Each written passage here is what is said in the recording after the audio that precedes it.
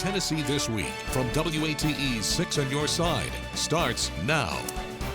Hello and welcome to Tennessee This Week. I'm Bo Williams. The debate over the future of Chilhowee Park is, well, not over yet. This week we are joined by Knoxville Mayor Indya Kincannon to talk about this topic as well as several others. So first of all, Mayor, thanks a lot for coming in. Glad to be here. Let's talk about Chilhowee Park. First of all, just kind of get your views now on where things stand and what your vision is at this point. Yeah, well, I'll just say that the whole reason we brought this proposal to council is in response to the acute need to make sure our kids have safe activities to do. 4 years ago, 6 children at Austin East High School were victims of gun violence, and we want to do whatever we can to engage kids in positive, productive ways. So that's the motivation behind this. The proposal with Emerald has had some concerns and opposition, so I do want to thank everyone who's shared their thoughts. Sure. We've had several meetings. We had 2 years worth of meetings before the proposal was brought to council. We could have had a broader scope, so we're trying to fix that now.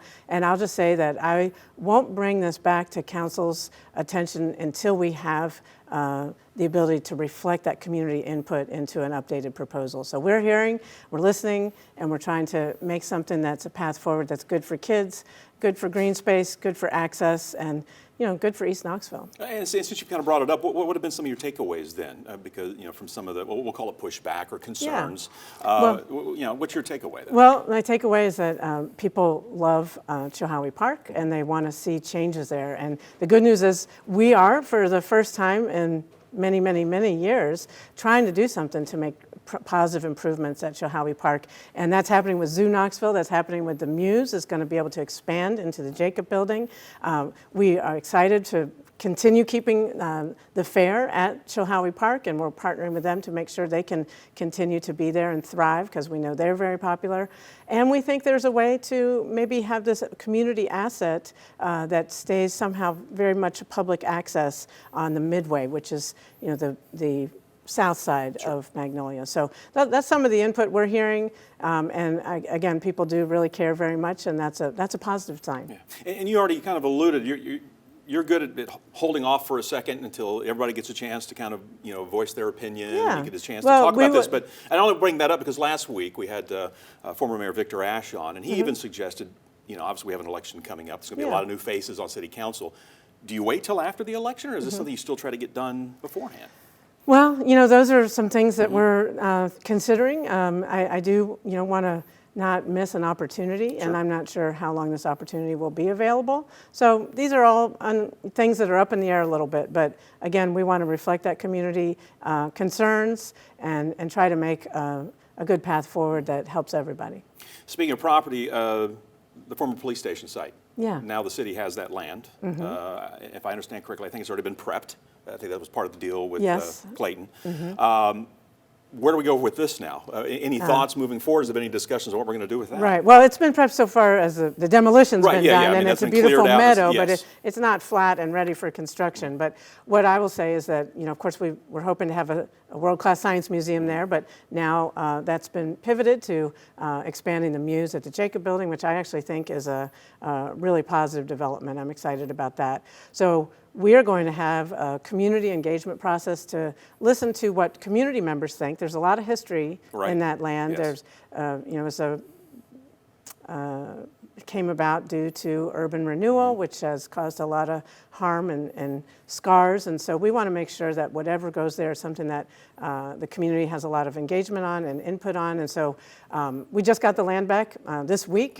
And so we'll start that process, but it'll be some time before we have time to collect that and come up with some positive ideas for that space. Yeah, and real quick, I did want to ask you too, speaking of looking ahead, Gay Street Bridge has been back in the news again. So get us up to date on where we're thinking, what we're looking at now. Well, the good news is that the city's working on the repairs, and we'll be able to open it back up to bikers and pedestrians by the end of this calendar year.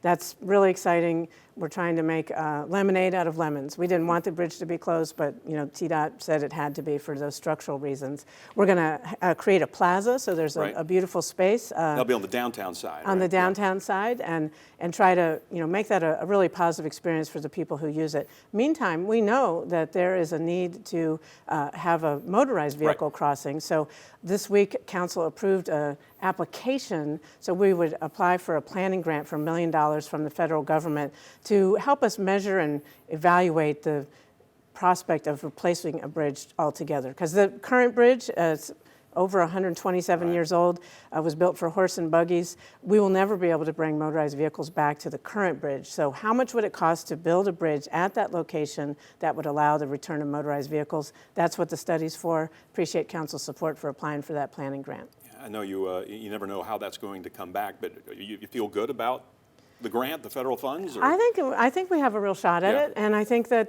those federal funds and grant processes usually take years. So in the meantime, we're going to make good use of the bridge that we have. All right, let's talk about November coming up. Obviously, your sales tax increase proposal will be on the ballot. We've heard from Councilmember Andrew Roberto saying he's not for it. Even talking about it, there needs to be more specifics. I just want to get your reaction after he made those comments. Yeah, well, Mr. Roberto's one person with one vote. I was a little surprised since he was certainly part of the process all along. I would say if you have a chance to look online, our neighborhood investment plan has more specifics than I've ever seen for any capital improvement plan from school board to city council to county commission ever. We've got maps, we've got details. We said it's by district, and every district has equal level of funding. So there's some things that we can't say exactly where they're going to be because housing, for example, we have to know where the properties are and so forth. So I think there's a little. It's a little inaccurate to say that it wasn't specific. So the good news is that when I talk to people, and I'm out there campaigning, knocking on doors every Saturday, and we have volunteers doing this every day of the week, the conversations we're having with voters, once they realize that the cost to families is maybe $5 to $7 extra a month, that it's going to go to affordable housing, sidewalks near schools, parks and greenways, and that everybody pays. Everybody who shops in Knoxville, most of whom do not live in Knoxville, are going to contribute to these quality of life neighborhood amenities. They start nodding their heads, and then it's even better when they realize that we exempted groceries. It doesn't affect rent, doesn't affect your utilities, it doesn't affect prescriptions or gas. So it takes a little explaining, but then once people know what it is, they start nodding their heads, and really positive response among city voters. Yeah, and that's who counts. Yeah, that's and that is who counts, and that's what we'll be focusing on coming up in November. That is for sure. And it's important for people, real quick, to remind everyone it's not a presidential. We're not voting for a governor or anything like that. To get the numbers out there, though, to vote in November, because you do have this is a very along with the council members, this is a very important topic. Well, and I would just say one of the benefits of this proposal is, we have a lot of uncertainty at the state and national level. We don't always know what the funding situation is going to be. Right. But this is local dollars with local control for local projects. So there's more accountability and local control for this proposal than most anything around. All right. We're almost done. We need to talk about Kicking It with Kincannon. All right. If you haven't heard of it, it's your new podcast. That's right. I had a chance to listen to the first one. First of all, I want you to describe to everybody how this came about, the purpose. Well, a lot of people enjoy listening to podcasts when they're Sure. exercising or washing dishes. That's what I do when I'm listening to podcasts. And so we thought, why not give them an opportunity to get to know what's happening with the city, get to know the people behind city government. Our first one was with kids, Yes. Which was really fun. They had such a great sense of humor. Very well-spoken fourth grader. Absolutely. Yeah, that was really fun. The second one is going to be coming out soon, and that's me talking to Chief Paul Noel and talking a little bit about all the progress we're making fighting crime and building trust with the community, but also getting to know the man behind the badge. What does he like to do for fun, and how has he liked his first 3 years here in Knoxville, and that sort of thing. Yeah, it's kind of a chance to let people know what's going on in your office and other city departments as well, kind of an inside look, if you will. Absolutely. Yeah, that's important. It's been really fun so far. All right, so is number 2 already up? Can we hear that number now? 2 will be up in a few days. Okay, in a few days. Fantastic. Okay, so check that out. Kicking It with Kincannon. Kincannon. I'm also a retired soccer player, so it plays a little bit into that. That's why you'll always hear at a One Knox game. That's that is right. for sure, that's with right. your jersey on. Good luck next week in the Yeah, One I Knox know. Soccer Yeah. playoffs. Yeah, I know. It's coming up. I can't believe it. A lot of success. Mayor, thanks so much for coming in. We know you've got to get back to the office, but I appreciate you very much. My pleasure. Thank you All for right, having me. And stay with us. We're going to have much more coming up for you on Tennessee this week. We'll bring in our panel of pundits in just a moment. And welcome back to Tennessee This Week. A moment ago, we heard from Knoxville Mayor Indya Kincannon. Let's bring in our panel of pundits to discuss what she had to say. Joining us today, Julia Hurley, Courtney Piper, and Michael Covington. Guys, as always, great to see you. Thank you. Courtney, let's start with you. Let's get your thoughts. We really want to focus, first off, on Emerald Youth, what the mayor had to say, what we've been hearing in the news this week. Kind of where do you see things standing and moving forward?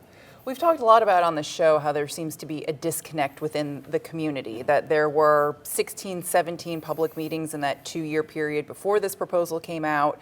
But then after the proposal came out and City Council was about to vote on it, there was a group of community members that said, hey, I was never engaged in that. So it was really great to hear that the mayor and her team have taken that sort of feedback and they're going to go back to this proposal and see how they can take that feedback to make something even better. That's how the public process is supposed to work. It's not always linear, it's not always clean, sometimes it's a little bit chaotic, but this is how a public process is supposed to work. So kudos to the mayor and her team for being willing to listen to and accept that community input. Yeah, I think the mayor alluded to that too, that they've been talking about this for a while. There has been discussion, but now it seems like it's ramped up a little bit, and again, she's going to hold off. She wants to hear everybody's opinion, and then they'll kind of move on. Michael, did you go along with that? I know last week we touched on this as well with the former mayor, Victor Ashe, talking about maybe we just need to wait, table this, get the elections behind us, and start all over again next year. You know, it's interesting that the term former mayor. I did a little research this week, had some good conversations with the folks from Freedom from Religion, and they have an interesting perspective. It was in one or two of those conversations that I came to understand that no one sitting on the city council now was even on the city council 8 years ago when this was happening. As a matter of fact, 5 of those council persons that are sitting now that will vote on the 30th were running for election at the time. 4 others have joined them since. None of the 9 know anything about this formally other than what they're hearing now. The folks at Freedom from Religion, their legal team has changed. There are things about what happened 8 years ago they are not aware of, they're now aware of, and they're waiting for the vote on the 30th to determine what they'll do next. I spoke with a judge this week, I spoke with a lawyer this week. They both say that it's almost impossible for injunctive relief for a vote that should be delayed. There are very few provisions for anything that would happen after a vote could be taken, save for 2 exceptions. Both of those suggestions, or both of those avenues, have been mentioned in articles that have appeared in the Sentinel this week. So I know more now than I ever knew before. I am less convinced that I understand where we're going with this than I was before, but I know more than I knew before. And so I'll be at that meeting on the 30th just to see what types of information are exchanged, what type of resolutions have been arrived at, and then we'll see what happens after the 30th, depending upon what the vote is. Julia, your thoughts? I think at the end of the day, the mayor's office is doing everything they can to reach out to the community members, and that's a fantastic thing. Regardless of the last 2 years of opportunity for the community to be involved, like Michael said, there have been people who have had the opportunity and been elected for quite some time who have not familiarized themselves with this situation. And I think a refresher of familiarization would be helpful. And I know that the mayor is out knocking on doors and talking to people, as is her staff. I think that on the 30th, we'll see what the culmination of that extra hard work has been. And even postponing it enough to respect that the community wanted to talk about it more shows that it shows the initiative that the mayor's office is taking to move that forward. And I think there are a lot of opportunities that are coming up with other lands and other things that can be done in this area at the moment that we can see a positive impact on. So I'd like to see what happens on the 30th. All right. And one group that we haven't really heard a whole lot from, Emerald Youth, but we actually had a chance to catch up with them this past week. Here's what they had to say. We've been at this process for over 3 years now and have been so pleased with the support of parents and children who have been part of Emerald over the years and who have continued to have their children engaged in our programs. And we just want to continue to do that. We will continue to do that. And we've been in East Knoxville since 1996 in particular and are remaining focused on that. And if there's this opportunity to expand and serve even more young people and families, then we look forward to that. So again, any final thoughts before we move on as far as Emerald Youth, Chilhowee Park moving forward? You guys have said what you... feel? I'm looking forward to seeing what an updated proposal looks like. I live in Holston Hills. I live in this area. I want that park, the whole Chilhowee Park, to be something that my family and I can use 7 days a week. Right now, it is not. Right. All right. Hey, let's also talk about the sales tax for a moment, moving ahead to November. Andrew Roberto coming out saying he's not for it, says it needs to be more specifics. Michael, let me start with you on this. Let me get your thoughts when you heard this. You heard the mayor's response as well. You know, Bo, with a situation like this, the first thing I like to consider is the individual. I've known Andrew Roberto for years. I kind of feel as though I know his MO, and this goes against his MO. This is not the kind of thing that Andrew does. Get to this point in the process and announce that he's against something. It's just a departure from who I think he is. So I'm curious as to his motivation, and I don't think that even in reading the articles and looking at news reports that I really understand what his motivation is for objecting to it. I'm not in objection to his objection. I just don't fully understand it. All right. Courtney, surprised or? I was a bit surprised. You know, he's a city council person. But, you know, look, I can understand. Nobody likes paying more taxes, right? But what's become abundantly clear in the city is that we've got a real opportunity. We are growing. People want to be here. We've got to invest in ourselves. There are a lot of times, there are certain municipalities in the state of Tennessee that they go to the state with their hand out and they say, hey, we need more investment in our infrastructure. And the state will slap their hands and say, what have you done to invest in yourself? That's what you need to do first. So this is what Knoxville has the opportunity to do, is invest in itself and make sure that we are in control of updating and improving our infrastructure, and we don't have to look for a handout for others to make our city great. Julia, what do you think? I mean, November's almost here. It is. How will this impact the vote at all, or just your thoughts also on just what Andrew Roberto had to say?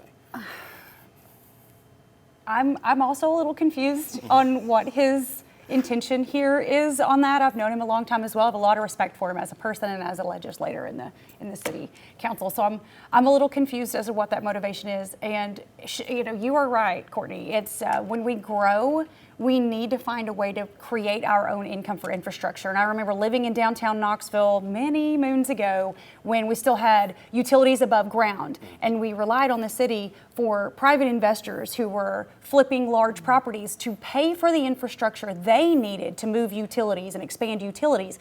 And they were willing to do that because it helped Knoxville generate this aura of what we see now, if people really want to be here. But at the same time, when I was in the state legislature, if you came to the state and asked for money, the very first question the state legislature is going to say is, well, what have you done for yourself? Show me what you're doing first outside of private money.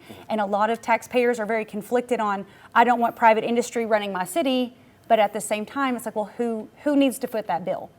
And I think this is a good spread, and I think the conversation's been the same since we've been having it on the show of, I'd really love more details. And again, the mayor's office is out there knocking on doors every weekend, talking to people about what this really does, how it impacts them, how it impacts others. And I think a better understanding has come across the city voters. I own property in Knoxville City, but I don't vote in Knoxville City. I understand the need for that difference in financing. So by November, I think enough people are going to really be more educated on the situation and have a better understanding of what does and doesn't need to happen, and they'll vote accordingly. All right. Hey, real quick, I want to touch on before we go to break. Michael, I'll start with you. The city just got the land where the former police station used to be. Just your thoughts. I mean, what would you like to see happen there? Well, gosh, I was so looking forward to the Science Center being Right. there that I think a lot of now I people have were, to yeah. think, okay, as Courtney says, infrastructure, civic infrastructure. What is it that would attract cars, visitors, to that area? As long as it's something upstanding and family friendly, if it brings traffic to the area, it's a plus. Yeah. Courtney, you go along with that? Bo, I love a good, robust community engagement process, and so I'm looking forward to participating in that.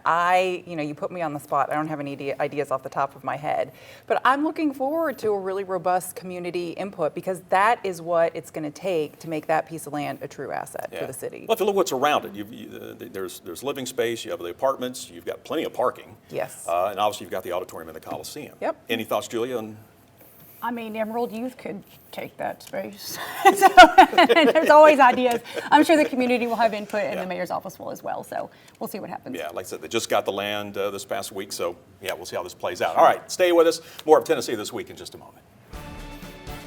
All right, welcome back. Knox County Commissioner Kim Frazier becomes the third candidate now to enter the race for county mayor. First-term county leader is also vice chair. Frazier running against fellow Commissioner Larson Jay and school board member Betsy Henderson. County mayor's race, by the way, coming up next year. Now, current Knox County Mayor Glenn Jacobs is term limited, so he cannot run for re-election. So first of all, let me just get your thoughts. Kim Frazier running. Courtney, let's start with you.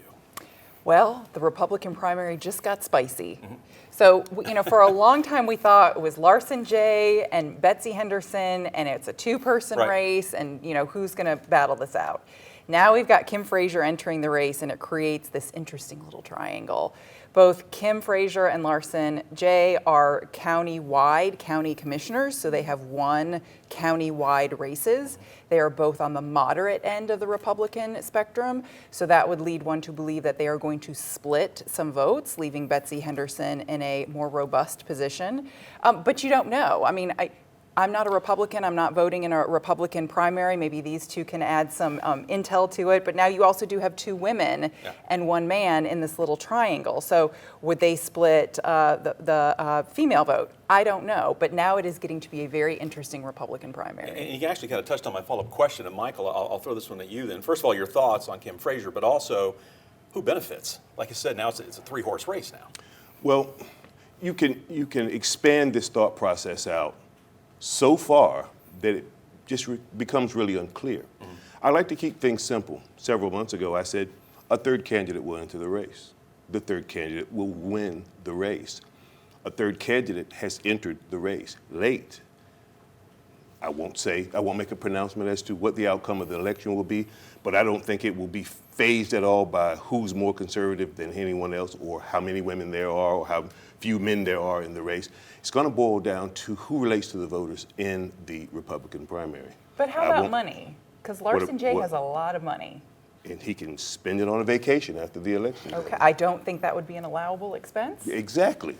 So he'll just have to parcel that money out to other candidates. But you don't think money is going to play a role in the Republican Money's primary? played a role in every Republican primary I've ever been involved in. And so it will play. How far it will play? Right. Yeah. Well, when you start your campaign 2 years before the election, you expect to raise more money. That gap will be narrowed pretty quickly. Usually Knox County turns out for the person who knocks on the most amount of doors and makes the most face-to-face and personable contact. So get the door knocking. What about school vouchers? Betsy Henderson obviously was pro-voucher, if I'm not mistaken. Is this going to be another topic? That is, again, you're asking the Democrat who does not vote in a Republican primary. I was going to look at all three However, of you, in my assessment of politics, it does give folks an issue to distinguish themselves. So Betsy Henderson did make her name and had a lot of visibility from her stance on vouchers. I don't really know where Larson Jay and Kim Frazier stand in terms of vouchers. So it's an opportunity for themselves to distinguish from each other. I think vouchers are an old conversation, an old topic. It might be brought up in a couple of mail campaigns. I mean, that kind of stuff happens. I think right now Knox County has an opportunity to talk about infrastructure and debt. How are you going to pay this debt off? How are you going to provide me infrastructure? How are you going to put sidewalks and amenities? And how are you going to attract the right builders at the right time for the right amount of people? I want to see an argument and a conversation on what you're going to do to not only expand Knox County, but protect it. And I think that with the conservative base that East Tennessee has, that's going to play heavy into this election. Michael, you want to say something? Just quickly, in this race, what you have is two county legislators in Frazier and Jay. The school board is essentially a functionary organization. So the chair of that is a functionary, not a legislator. When you're going out knocking on doors, when you can't say that you've been a legislator and you're running for the chief executive position, That's a challenge. That's a challenge you'll face at every door you knock on. Does it really come down to, as Julia mentioned, who knocks on the most doors? Oh, of course. In this race? That's what it came down to in the Glenn Jacobs, Brad Anders race, is Mayor Jacob knocked on a lot more doors, and he had a more serious ground game. Agreed? Agreed. That's what it comes down to. Yes. Trying to read your face there. We all agree. We all agree. We all agree. All right, we're going to Write it down. Write it down. Just gonna- Mark these days. We'll be back with more next week on Tennessee This Week. The views of guests on Tennessee This Week are their own and do not represent the views of WATE 6 on your side or Nexstar Broadcasting.